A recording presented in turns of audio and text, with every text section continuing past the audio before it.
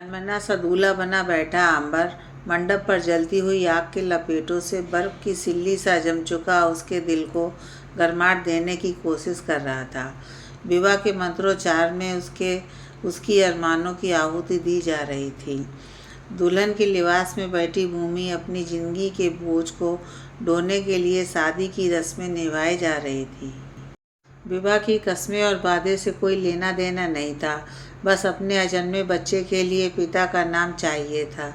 भूमि के गर्भ में पल रहे बीज को दुनिया के ठोकरों और तानों से बचाने के लिए अंबर ने अपने भीतर ही हर तूफान और सैलाब रोक बैठा था। उधर अंबर के पिता नरेश के मन में एक तूफान चल रहा था। क्या अंबर और भूमि को विवाह बंधन में बांधने का उनका निर्णय सही था? दिल में चल रहे इसी तूफान से लड़ते लड़ते 2 दिन पहले के घटनाक्रम को याद करने लगे। 2 दिन पहले बगीचे में सुबह की सैर करने निकला था। अमूमन सूरज निकलते निकलते अपने घर लौट जाता था, लेकिन अभी आम के पेड़ पर पके आम के फल के कारण से झुक गए डालों ने उसका मन मोह लिया था। चुपचाप उनके इर्द गिर्द घूमते और उनको निहारते निहारते दिन चढ़ गया। उन्हें पता ही नहीं चला। जब पेट में भूख से मरोड़ उठने लगी, तब पके आम की खुशबू से अपने पेट की आग मिटाने की इच्छा जाहिर की। अभी चारों तरफ नज़र दौड़ा ही रहे थे कि कौन से आम को आहार बनाया जाए। उनकी नज़र आम के पेड़ के नीचे गमछा बिछाकर सोए हुए इंसान पर पड़ी। आदमी का चेहरा ढका हुआ होने के कारण पहचानने में असमर्थ थे। कोई राहगीर होगा, मन को तसल्ली देने लगे, और कोई इंसान पेड़ के नीचे मर गया होगा तो सीधे साधे किसान पर खून करने का इल्ज़ाम न लग जाए। सोच सोचकर मन ही मन घबराने लगे। हिम्मत जुटाकर आगे बढ़ने लगा और पास जाकर आवाज़ लगाने लगा। अरे ओ भाई, यहाँ बगीचे में क्यों सो रहे हो? तुम्हारा घर बार कहाँ है? अरे भाई जग जाओ, सवेरा हो चुका है। थोड़ी दूर से ही शोर करने लगे। थोड़ी देर सांसें थामे खड़े रहे। कोई हलचल ना होते देख एक बार फिर से पूरी ताकत लगाकर आवाज़ लगाई। अरे ओ भाई, कौन हो तुम? हाँ भाई, कौन है? अधखुली आंखें और सुस्ताई सी आवाज़ में अनजान व्यक्ति ने प्रत्युत्तर में कहा। अनजान व्यक्ति को देखकर नरेश की आंखें खुली की खुली रह गईं। तुम यहाँ इस तरह से क्यों अधमरा सा पड़े हो? चौंक कर नरेश जी ने पूछा। हाँ, मैं ही हूँ। मैं लुट गया रे नरेश।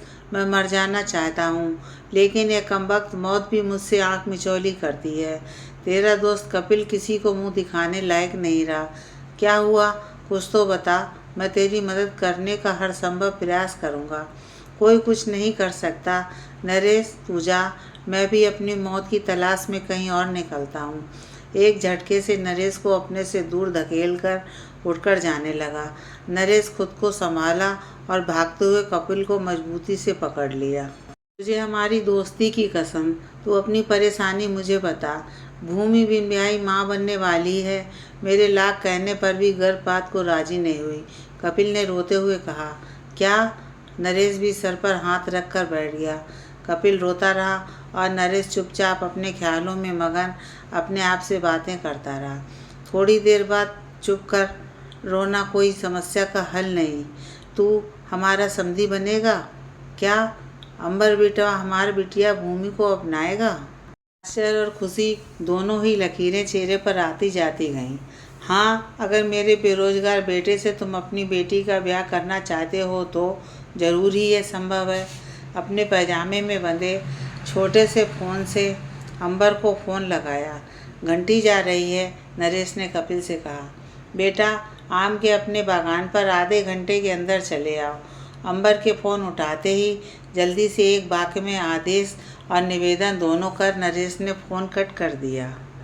चल, मेरी बोरवेल पर चलकर हाथ मुंह धो ले और मेरी और अपनी दोनों की जिब्या को आम का स्वाद चखा।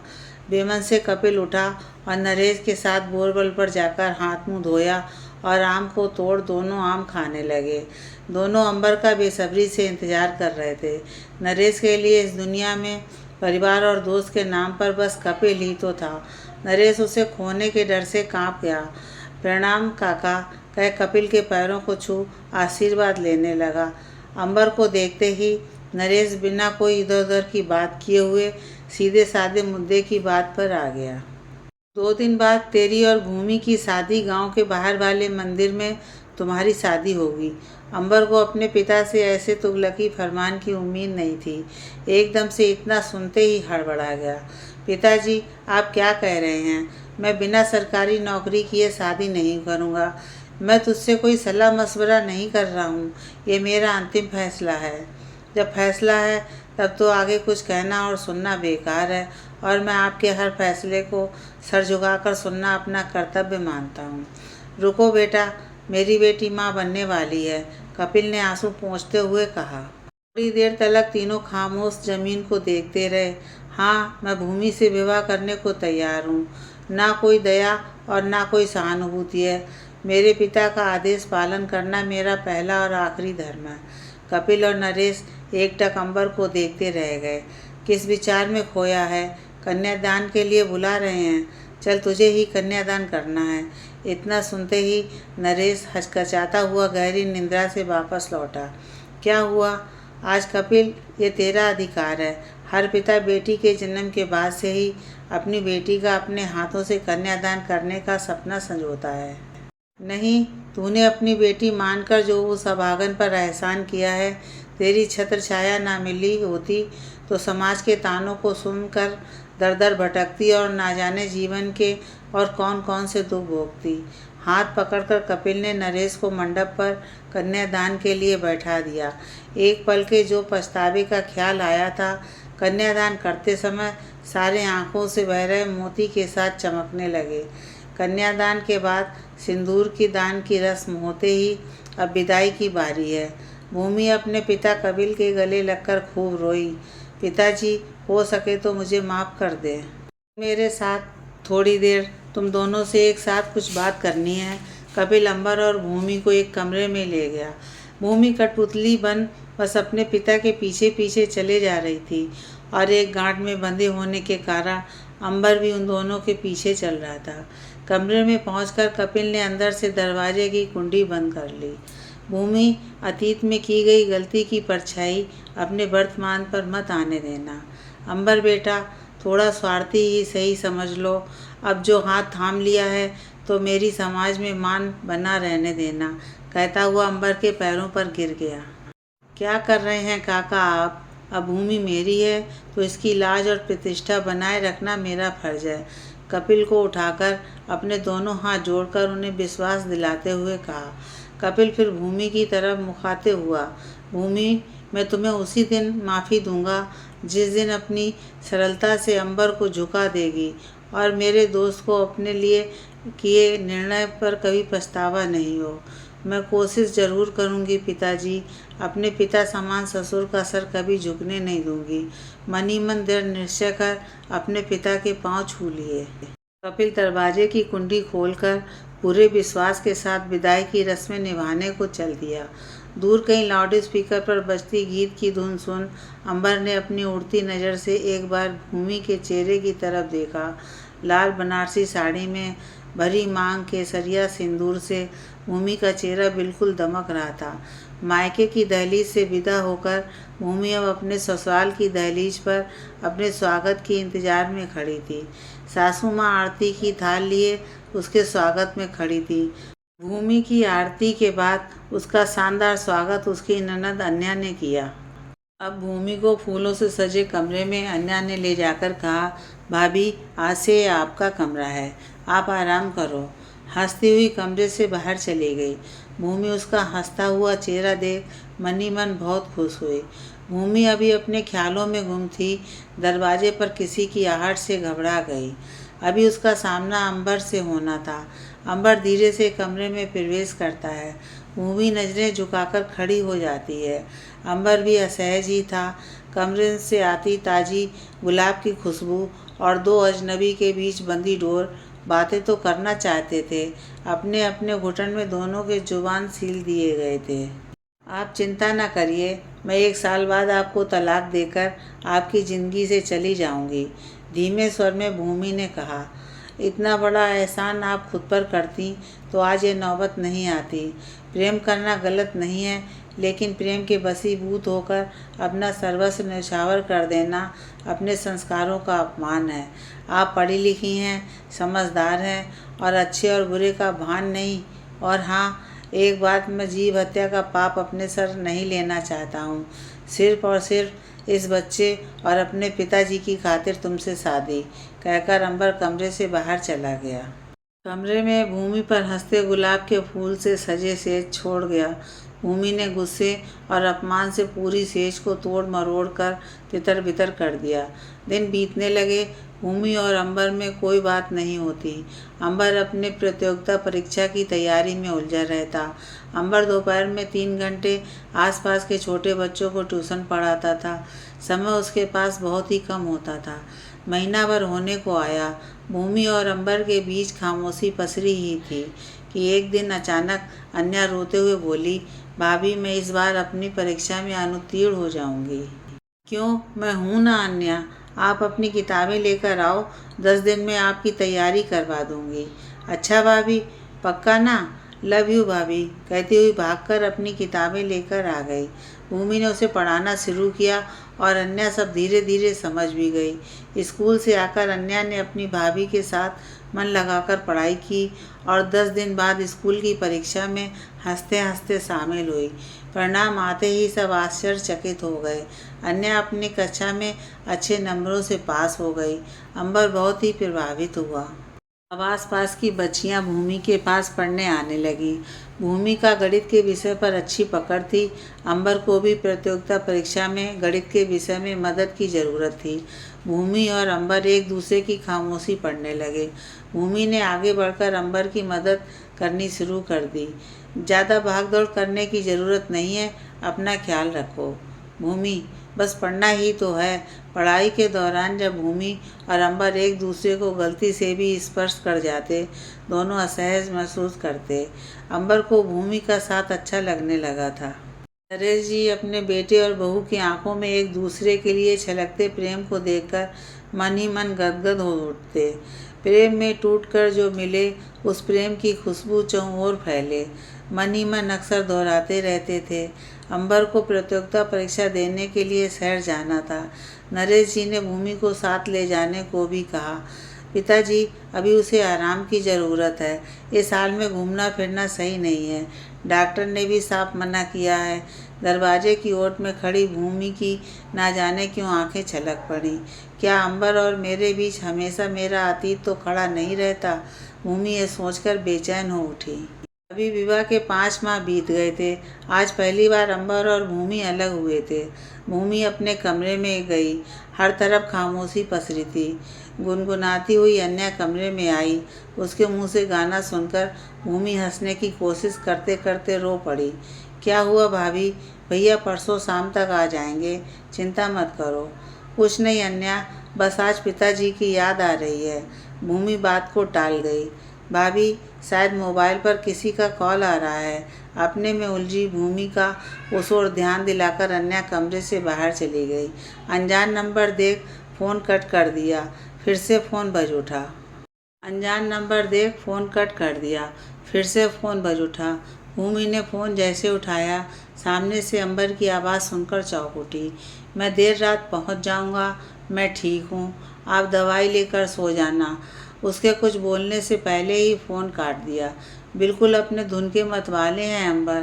कुछ सुने बिना फ़ोन काटना था तो फ़ोन ही क्यों की। बस दवाई के सिवा कुछ बोलते भी नहीं। बस परीक्षा अच्छे से दे दें और परसों आने के बाद बात करती हूँ।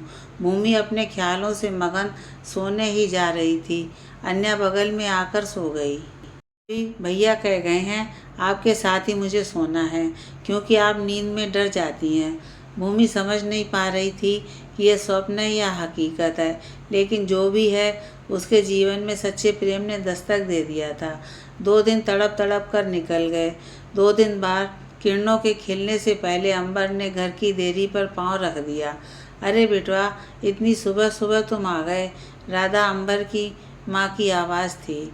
माँ की आवाज़ सुनकर भूमि की आंखें तुरंत खुल गईं। भूमि भागकर कमरे से बाहर आने लगी। अंबर को लंगड़ाते हुए देख नरेश जी ने चिंतित होकर पूछे, अरे बेटा अंबर, पैर में क्या हुआ? पिताजी, बस में जल्दीबाजी में चढ़ते हुए चोट लग गई। भूमि तुरंत चिकित्सा के लिए रखी बक्सा लाने चली गई। बक्सा लाकर अंबर को हाथ पकड़कर वहीं कुर्सी पर बिठा दिया। अंबर यंत्रवत उसकी बात मानकर कुर्सी पर बैठ गया। राधा और नरेश भी आश्चर्य से भूमि को देखे जा रहे थे। आपको हमेशा जल्दी मची रहती है, एक शाम को नहीं आते तो आपका घर इस गांव से उठकर दूसरे गांव में जाकर नहीं बस जाता। भूमि ने गुस्से में अंबर को डांट लगाई।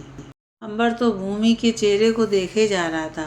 आपको तो बुखार भी है, भूमि ने उठकर अंबर का सर छूते हुए कहा।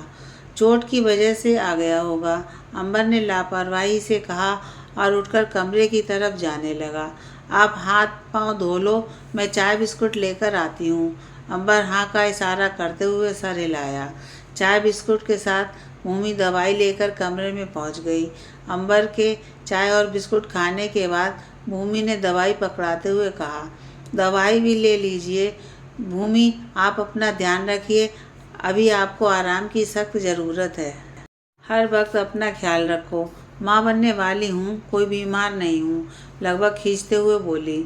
चोट लगी है, मरने वाला नहीं हूँ, कहकर अंबर गुस्से से बाहर चला गया।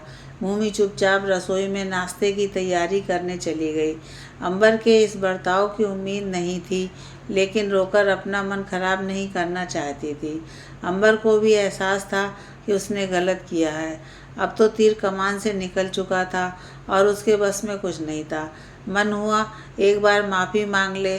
सोचा आज शाम को मोटरसाइकिल में बिठाकर थोड़ा इधर उधर घुमाकर आइसक्रीम और चाट खिला लाऊंगा।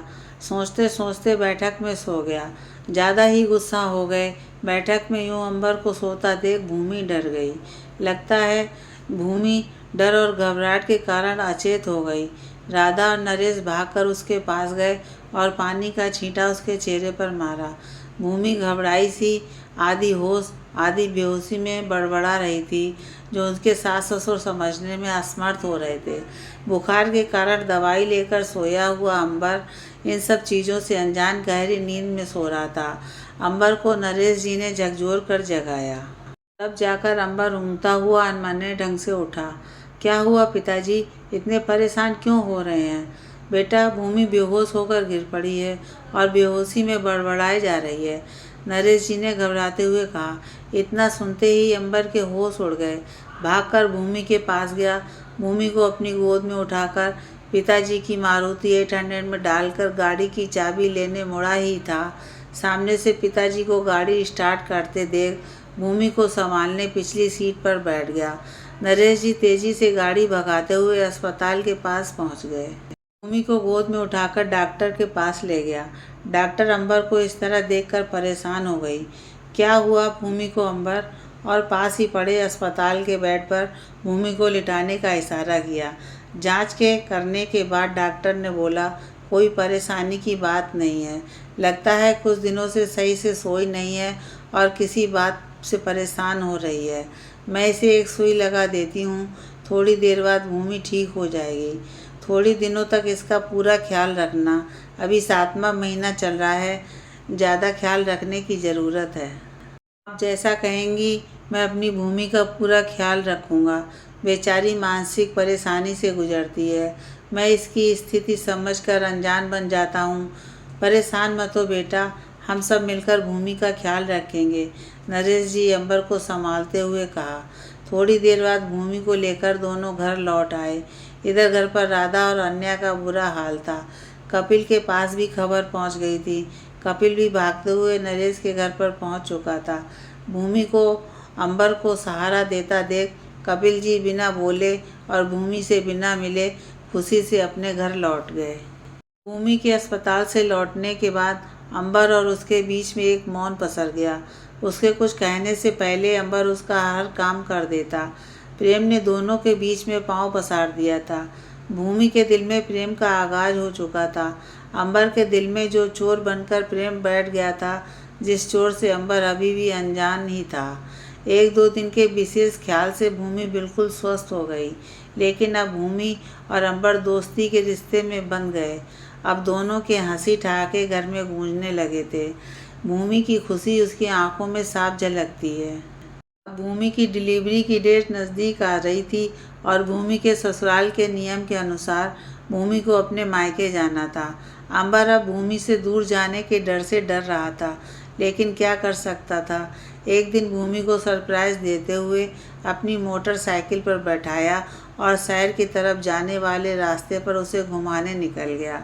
भूमि इससे पहले इतना खुश कभी नहीं हुई थी। सड़क किनारे बने ढाबे पर अंबर ने मोटरसाइकिल रोक दिया। भूमि का हाथ पकड़कर उसे ढाबे पर ले गया। भूमि का खुशी से नाचने का मन कर रहा था। सामने से बजती संगीत की आवाज़ माहौल को खुश करने के लिए काफ़ी था। भूमि गुनगुनाई जा रही थी, आप बहुत अच्छा गाती भी हो, पढ़ाई में इतनी होशियार हो, आप बहुत ही होशियार लड़की हो। ऐसा कुछ नहीं है, बस मुझे ये गाना बहुत पसंद है और मैं अक्सर गाती रहती हूँ। आपकी मदद से इस बार मेरा चयन हो गया। मुझे पूरा यकीन है और इस बार बैंक मैनेजर तो बनकर रहूँगा। सीधे सीधे बैंक मैनेजर बन जाइएगा? भूमि ने हंसते हुए कहा। नहीं नहीं, सहायक तो बन ही जाऊँगा। आपने गणित में मेरी काफ़ी मदद की है। रीजनिंग और अंग्रेजी तो सही थी, हर बार गणित के कारण अटक जाता था। हाँ, मुझे भी पूरा यकीन है आप इस बार चयनित हो जाओगे, भूमि ने पूरे विश्वास से कहा। अंबर ने धीमे धीमे मुस्करा दिया। भूमि भी खुश थी। आइसक्रीम लाऊं आपके लिए? खाना घर का ही ठीक रहेगा और आइसक्रीम एक दिन खा सकती हैं। आइसक्रीम खाते खाते यूं ही अंबर बोल पड़ा। आप इतनी समझदार लड़की हैं, आपसे इतनी बड़ी गलती कैसे हो सकती है? मुझे ये सवाल परेशान कर जाता है। भूमि के हाथ से आइसक्रीम छिटक कर गिर गई और वो ज़ोर ज़ोर से रोने लगी। माना मैं बहुत समझदार हूँ, लेकिन गलती तो इंसान से ही होती है और मुझसे भी गलती हो गई। अब इसकी सज़ा मैं कब तक भुगतूँ? आप हर बार मुझे याद क्यों दिलाते रहते हो कि मैं कोई बच्ची नहीं हूँ, कि मुझे ये पता नहीं कि मुझसे क्या गलती हुई है। बाहर की चकाचौंध दुनिया में मैं इस कदर खो गई, मैं अपने संस्कारों को ही भूल गई। मैं आप जैसी महान भी नहीं हूँ, ना ही संस्कारों से बंधी हूँ। ये भी सही है कि हर बार लड़के गलत नहीं होते हैं, लड़कियाँ भी गलत होती हैं। हो सके तो मुझे आज के बाद इस बात की याद मत दिलाना।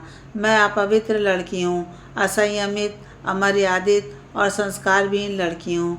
आप भगवान बन गए हो, मैं आपकी पूजा नहीं कर सकती, क्योंकि मैंने भी निस्वार्थ भाव से प्रेम किया था। सामने वाला दगाबाज और फरेबी निकला तो उसमें उसका कसूर है, मेरा नहीं। समझे मेरे जीवन के घुसपैठिए महान इंसान। अंबर स्तब्ध रह गया और आगे कुछ भी कहने की हिम्मत नहीं कर पाया।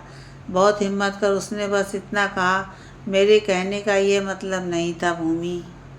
सारा मतलब समझती हूँ, लेकिन आप चिंता मत करो, मैं आपको तलाक दे दूँगी। और इतनी तो आत्मसम्मान मेरी मरी नहीं है कि मैं आप पर बोझ बनकर रहूँ। मैं अपने और अपने बच्चे का ख्याल बखूबी रख सकती हूँ। इतना कहकर भूमि वहाँ से उठकर जाने लगी। अंबर उसके पीछे पीछे जाने लगा। भूमि का हाथ पकड़ा और खींचकर उसे मोटरसाइकिल पर पीछे बैठने को कहा। फिर पूरे रास्ते दोनों शांत रहे, कोई कुछ नहीं बोला। घर पहुंचकर भूमि सीधे अपने कमरे में चली गई। अंबर उसकी स्थिति समझता था, इसलिए उसने कुछ भी कहना जरूरी नहीं समझा। और इस अवस्था में मूड स्विंग होना आम बात है, यह सोचकर उसने भूमि को उसके हाल पर छोड़ दिया। 2 दिन तक दोनों में कोई बात नहीं हुई। अंबर ने सोचा, कुछ दिन बाद जब भूमि का मन शांत होगा तब उसे बताऊंगा कि वह अपवित्र लड़की नहीं है, मेरे लिए उतनी ही पावन है जितने मेरे लिए मेरी माँ है। इसी बीच अंबर का प्रतियोगिता का परिणाम आ गया और उसका चयन बैंक के सहायक मैनेजर पद पर हो गया। पूरा घर खुशी से झूम उठा और माँ ने घर में छोटी सी पूजा का आयोजन रखा। सारे रिश्तेदारों, मित्रों और भूमि के परिवार वालों को निमंत्रण दिया गया। भूमि और अंबर को पूजा में साथ बैठने को कहा गया। दोनों ने मिलकर पूजा की, लेकिन भूमि एक दूरी अंबर से बनाकर रखी थी जो सबको दिख रहा था। भूमि को पूजा के बाद उसके मायके भी जाना था। पूजा खत्म होने के बाद अन्या ने पूछा, भाभी कोई बात है क्या? आजकल आप परेशान रहते हो। नहीं, ऐसी कोई बात नहीं है, बस आजकल तबीयत सही नहीं रहती है। अच्छा, अब तो नन्हा मेहमान हमारे घर में जल्दी आने वाला है, फिर तो मैं उसके साथ खूब खेलूँगी। कहती हुई चली गई। कपिल जी भूमि को लेकर उसके मायके चले गए। भूमि दुखी मन से उनके साथ चली गई। अंबर कुछ कह भी नहीं पाया और ना ही बता पाया कि भूमि उस दिन मैं यूं ही भूल गया। भूमि मायके पहुंचकर शांत और खुद में ही खोई रहती। इधर अंबर भी बुझा बुझा रहने लगा था। सब सोच रहे थे, एक दूजे की याद में खोए रहते हैं, लेकिन अंबर और भूमि एक दूसरे को खोने के डर से डरे हुए थे। अंबर को अपना कमरा काट रहा था। शायद उसे अब एहसास हो चुका था कि भूमि उसकी ज़िंदगी जीने की वजह है और उस बच्चे से अत्यंत लगाव हो गया है। बिना एक पल गंवाए उसी वक्त भूमि से मिलकर अपनी दिल की बात बता दूंगा। अंबर अपना मोटरसाइकिल निकालकर भूमि की घर की तरफ भागा। इधर तनाव के कारण भूमि को लेबर पेन शुरू हो गया। उसे आनन फानन में अस्पताल में भर्ती करवा दिया गया। अंबर जब अपने ससुराल पहुंचा, वहाँ ताला लगा देख घबरा गया। वो सोच पाता उससे पहले उसका फ़ोन बज उठा। फ़ोन उसके ससुर कपिल का था। फ़ोन उठाते ही, बेटा आप जल्दी से अस्पताल आ जाओ। अंबर ने फ़ोन काटा और तेज़ी से मोटरसाइकिल भगाता हुआ अस्पताल पहुंचा। बेटा आप आ गए। भूमि की स्थिति बहुत ही गंभीर है और डॉक्टर ने माँ और बच्चे में से किसी एक को बचाने की बात कही है। कपिल ने अंबर को देखते ही रुंधे गले से डॉक्टर वाली बात बताई। अंबर ने बिना एक पल गंवाए बच्चे को बचाने की बात कही। कपिल उसे घूर घूर कर देखने लगा, लेकिन भूमि का पति होने के नाते अंबर का निर्णय माना जाता, इसलिए कपिल चुप रहने में ही भलाई समझी। डॉक्टर ने फार्म में हस्ताक्षर करवा लिया और ऑपरेशन की तैयारी शुरू कर दी। 2 घंटे बाद अंबर के गोद में एक बच्ची खेलने लगी। अंबर ने भूमि के बारे में पूछा। खतरे से बाहर है, 2 घंटे बाद उससे मिल सकते हैं। भूमि के होश में आते ही अंबर दौड़कर उसके पास गया और सीने से लगाकर कहा, मेरी भूमि अपवित्र नहीं है और मैं अपनी भूमि के बिना अधूरा हूँ। और धरा मेरी बेटी है, तुम्हारे शरीर का एक हिस्सा, और जो सिर्फ तुम्हारा है और अब ये हमारी धरा है। अंबर तो भूमि को हमेशा प्रेम रूपी जल से सींचता आया है। उसकी हर तपिश को अपने संरक्षण में खुद में समेट लेता है। भूमि इतना सुनते ही बोल पड़ी। भूमि सदियों तक अंबर के मिलने को तरसी है और आज ये भूमि अपने अंबर से मिलकर क्षितिज बन गई है। कपिल और नरेश अपने बाग के इन फूलों को एक साथ खिलते देखकर आशीर्वाद देकर प्रसन्न हो रहे थे।